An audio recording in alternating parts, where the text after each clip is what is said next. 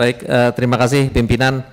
Jadi izinkan kami merangkum beberapa pertanyaan yang sama, khususnya yang pertama mungkin dari Pak Bambang terkait dengan dan beberapa pertanyaan tadi terkait dengan perkembangan kripto.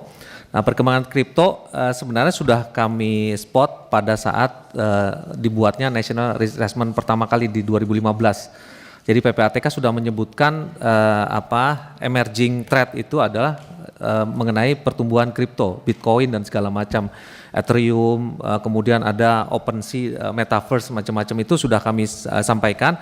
Khususnya kami mematuhi apa yang direkomendasikan oleh Financial Action Task Force terkait dengan new payment method.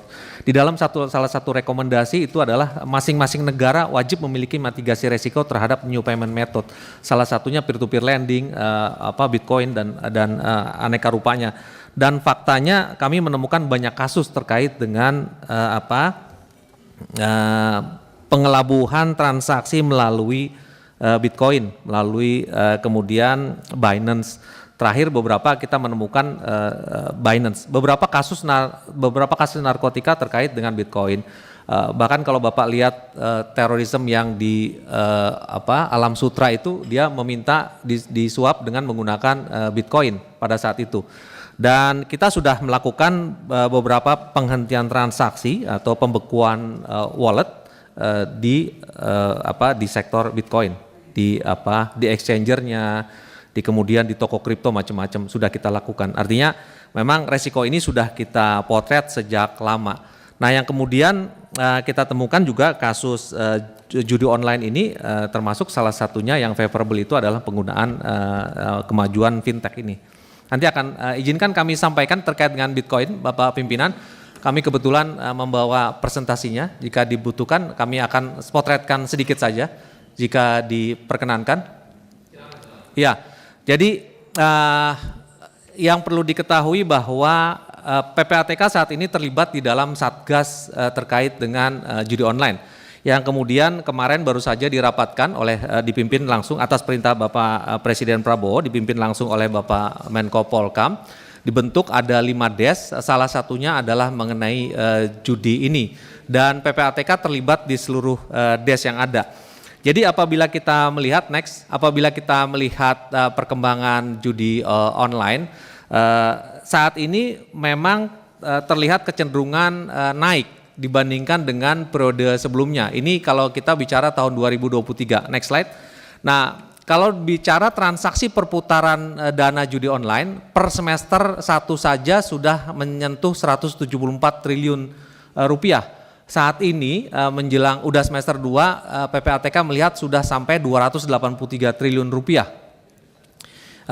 Berikutnya, perkembangan transaksi juga mengalami peningkatan. Nah, transaksi di tahun 2024 semester 1 saja sudah melampaui jumlah transaksi di tengah semester tahun 2023, atau bahkan lebih dari satu tahun penuh di tahun 2022. Artinya ini ada kecenderungan naik sampai 237,48%. Kenapa ini bisa terjadi? Next, singkat saja, karena pada saat ini transaksi meningkat karena rata-rata bandar judi online juga melakukan transaksi dengan angka yang kecil mereka, sehingga dia pecah dulu satu rekening bandar itu bisa angkanya tinggi. Nah, sekarang dia pecah dengan angka yang kecil-kecil.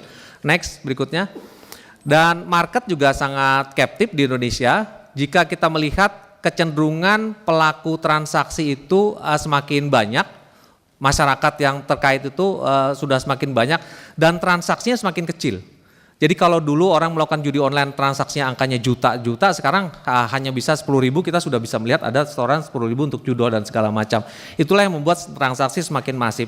Lalu berikutnya, nah umur pun itu semakin ke bawah. Jadi ini yang kita sering laporkan ke dalam konteks Satgas, ini kebetulan ditanyakan di dalam forum terhormat ini.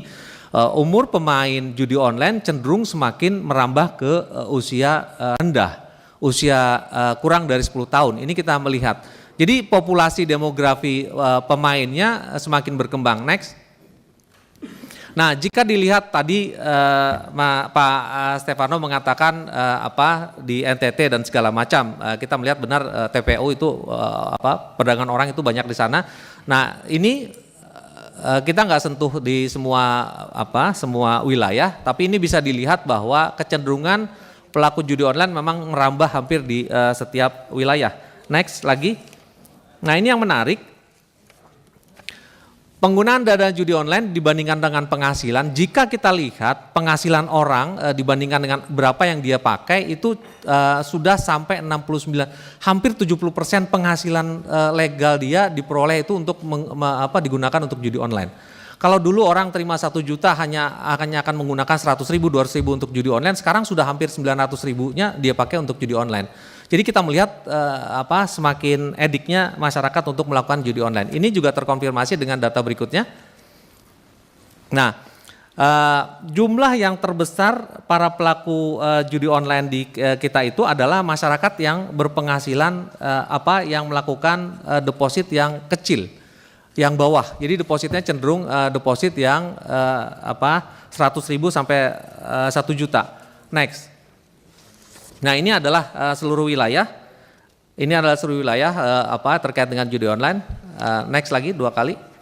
Nah, Bapak-bapak dan Ibu-ibu, ini sekaligus menjawab bagaimana peran PPATK dalam konteks judi online ini. PPATK terlibat di dalam beberapa satgas judi online. Nah, jika satgas ini tidak ada, berdasarkan data yang PPATK punya potret tadi, berdasarkan kalkulasi yang PPATK digunakan, jika satgas ini tidak ada, transaksi judi online sampai tahun 2024 saja sudah akan menyentuh angka hampir 1.000 triliun jika satgas tidak bekerja. Next. Nah, dengan pola intervensi yang ada sekarang, diprediksi sekarang sudah menyentuh 283, diprediksi sampai akhir tahun transaksi terkait dengan judi online itu menyentuh sedikit di atas 400 triliun jika satgas bekerja seperti saat ini. Next lagi. Nah, ini hanya ingin menggambarkan apa yang sudah dilakukan oleh PPATK. Nah, jika kita terus berhasil menekan lebih serius lagi bandar, kemudian beberapa bandar kemudian bisa dilakukan penegakan hukum, itu bisa ditekan sampai angka 202 triliun.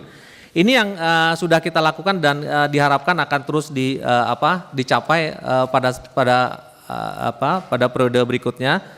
Alhamdulillah tadi disampaikan bahwa akan ada panja juga, salah satunya mungkin terkait dengan apa yang sudah PPATK kerjakan selama ini. Next, terakhir terkait dengan judi online, inilah pembandingnya. Bapak-bapak dan ibu-ibu bisa melihat bahwa jika tidak ada satgas, PPATK dan beberapa instansi tidak melakukan kolaborasi, perkembangan judi online itu akan menyentuh lebih dari 300% dibandingkan dengan tahun lalu. Tapi jika Satgas berhasil bekerja dengan baik, paling tidak perkembangan itu bisa dihambat sampai 404 triliun. Dan kita berharap bahwa hingga akhir tahun 2000 saja itu 2024 saja bisa tekan sampai 202 triliun. Tapi tampaknya ini sudah terlampaui karena PPATK sekarang sudah melihat lebih dari itu. Demikian kalau terkait dengan judi online, pimpinan.